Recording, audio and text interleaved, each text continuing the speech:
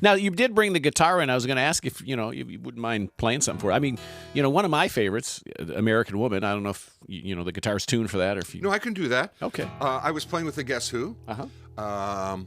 It was the late 60s, and the Vietnam War was going on. And we went to do a gig back in Canada. So instead of playing our little half-hour set, because in those days, rock and roll shows, be 6 bands, you'd each play half hour, 20 minutes. You had 2 or 3 hit songs. So we go back to play Canada, and we're playing a dance in Canada in January. Well, a dance in Canada means a curling rink. You know what curling is? The ice with those rocks. Sure. So they put plywood down to make a floor. They don't melt the ice. You go right on the ice. And we're playing a dance, which is 3 hours, right? 45 on and 15 minutes off. In the middle of this all, I broke a string. So we're not just doing our Guess Who song, the song from the Guess Who. We're doing Beach Boys and Beatles, and kids are dancing. So, and I never had a spare guitar. I never had a tech. I didn't even have a tuner. So Burton Cummings said, Randy broke a string. We're going to take a break, talk amongst yourselves, have some popcorn, because they had a little popcorn machine. They would play records in the break. And so I'm on stage alone. I'm tuning up my guitar. And I'm tuning up the guitar. And I'm on my knees in front of Burton's piano in the dark because there's no tuner. So I'm tuning to his piano. And as I get to, and I'm tuning guitar to 1-5 like this. I get to 1-5. So I do that to get that. And I start to go.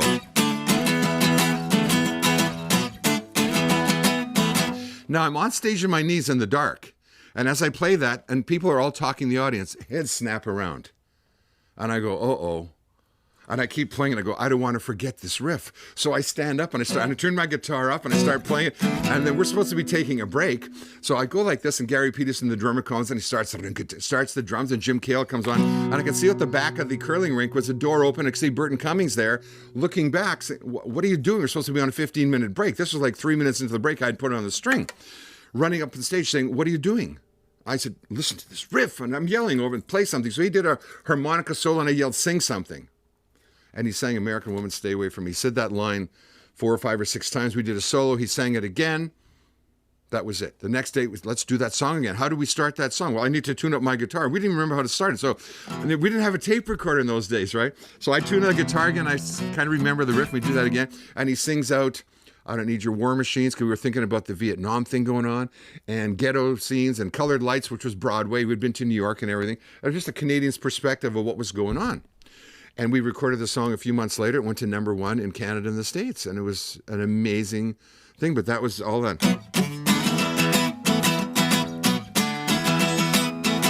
American woman, stay away from me. American woman, mama, let me be. And it wasn't the woman on the street. A lot of people thought it was us. It wasn't. It was that Uncle Sam Wants You, the Statue of Liberty. It was kind of, the War Machine kind of thing. It was that kind of, to us Canadians. Oh, that's fantastic. I mean, of all the songs you've written, do you have like a favorite that you really enjoy singing and performing on stage? The favorite has to be Taking Care of Business. It was the magical song sent to me by the god in charge of songs. Juno is his name. Right. Maybe her name. So I'm told. And the evolution of that song, because it started out me trying to copy Beatles. Sir or madam, won't you read my... Copying paperback writer, doing the day in the life of a guy, or back Louisiana, down in New Orleans, the Johnny B. Good, that kind of telling the story. And I wanted to tell a story. And I'd been to New York. Our engineer wore a white collar and a tie and a tweed jacket to look like George Martin. This is like in the mid-'60s. And he'd have to leave every night. This is at Scepter Records in New York City. He'd leave every night about 9:30 or 10, just as we're getting warmed up. Because in the studio, you start at 4 or 5 in the afternoon, you have a bite to eat, and you get rolling 7 or 8 at night, which is when musicians usually roll because you're playing a club at that time. That's your time to be alive. He'd have to leave about 10, and he was blind. How could this guy go home? And he'd walk along the street with a white cane. He would actually take a train home. And his name was Stanley Greenberg. And I said, can I help you? No, I don't need any help. I've been doing this, all my life, kind of thing. And I said, well, when do you come in the morning? He said, I take the 8:15 back into the city. So now he's wearing a white collar. So I want to write a song about this guy. I go to meet him the next morning. He takes the 8:15 to the city. This is like Grand Central Station in New York. All the girls are there trying to look pretty. And I go, here's my song, right?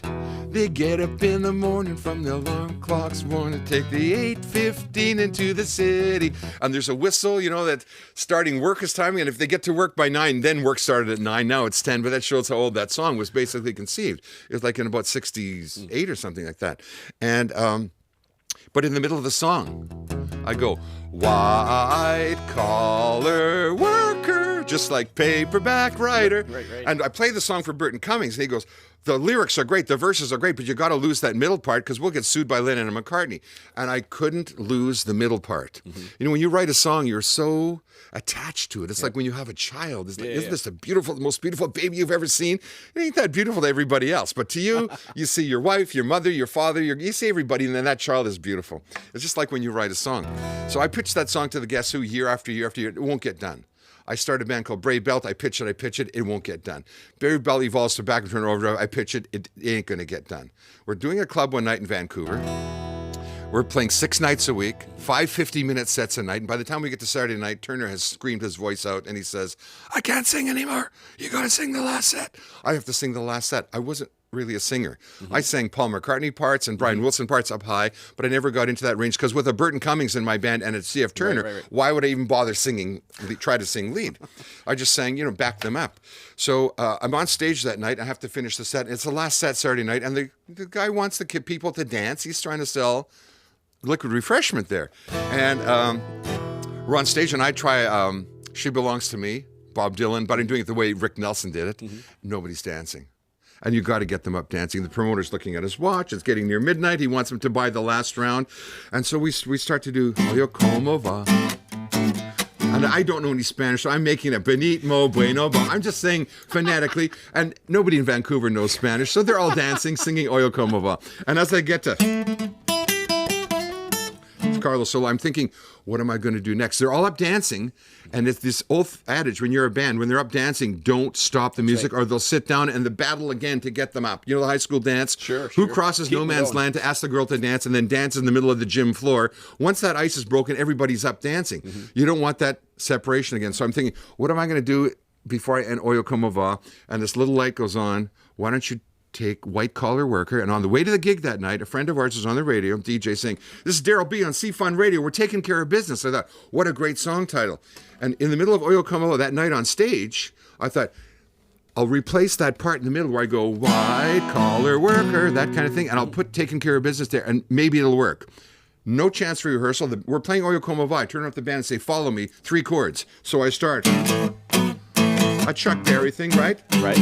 Same lyrics. They get up in the morning from the alarm clock. This morning taking 8:15 into the city. And in the middle where I should have went, White Collar Worker. I went, taking care of business. And they kept dancing. And they start to sing with me, taking care of. Then I did the second verse, which is the same. There's work easy as fishing. You could be a musician if you could make sounds loud and mel. Did that verse, and as I got to the chorus again, the band sang it, and they all sang it, and magically I answered them. Every day, taking care of business. Every way, taking care of business. It's all mine. Taking care of business and working overtime. Workout. And everybody yelled, workout. And I thought, well, that came from Jackie Wilson. Remember Baby Workout? Right. He would yell workout and they would do the dance. Mm-hmm. We went to record a couple of weeks later at K. Smith Studios in Seattle. I handed the lyrics to Turner and he said, why you give me the lyrics?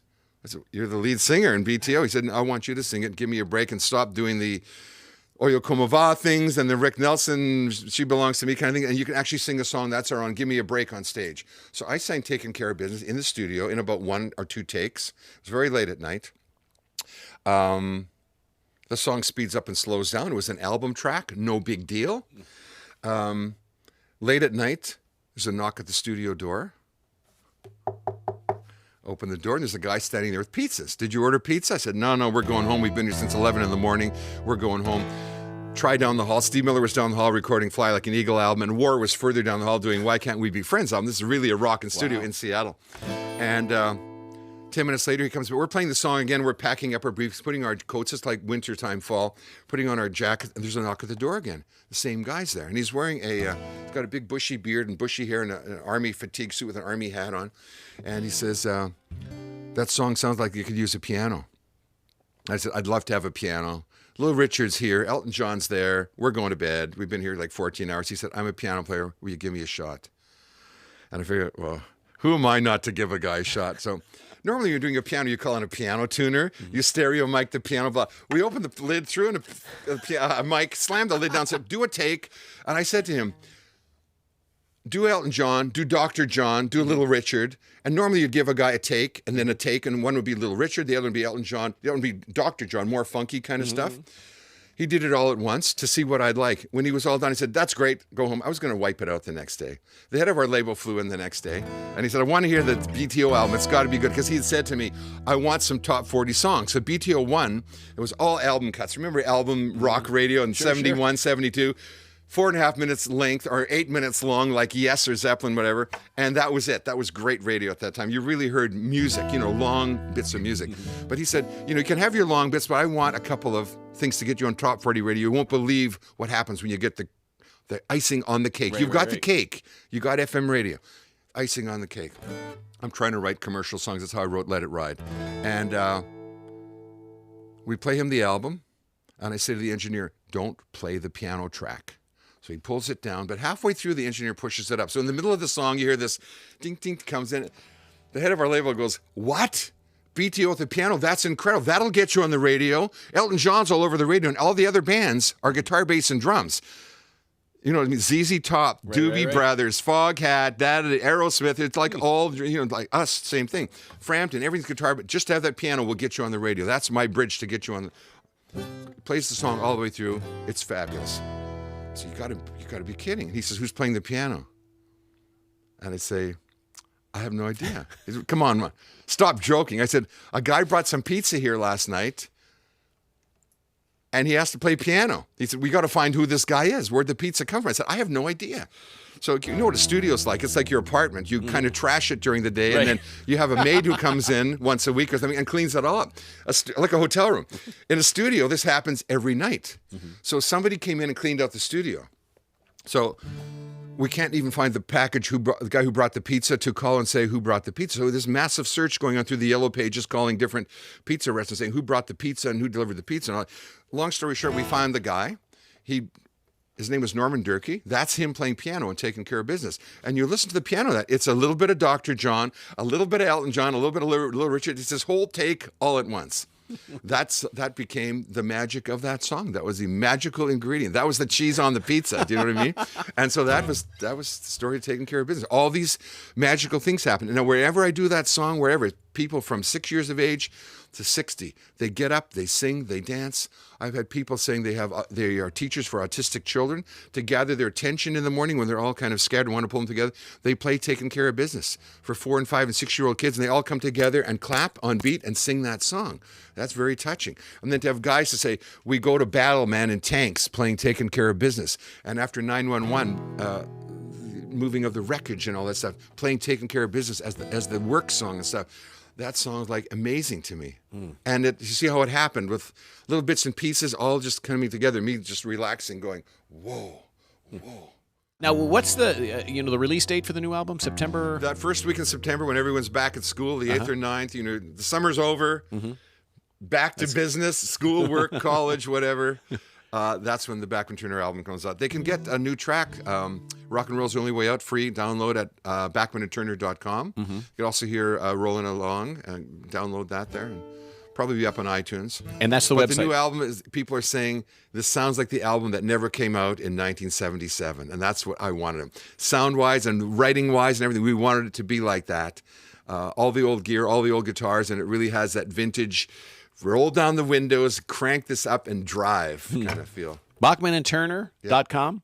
Yes. That's the website. And Yes. people can get the album and they can check you out and find out whenever, you guys decide to tour around the world, they can go see you. Yes, and the amazing thing now is stuff goes up there from last night's show, from the High Voltage Festival, because of you and all over YouTube. Just punch up Bachman-Turner, Sweden Rock, or Bachman-Turner High Voltage Festival. You'll see us playing there. You don't need guys to come out and review your show anymore. The fans do it for you.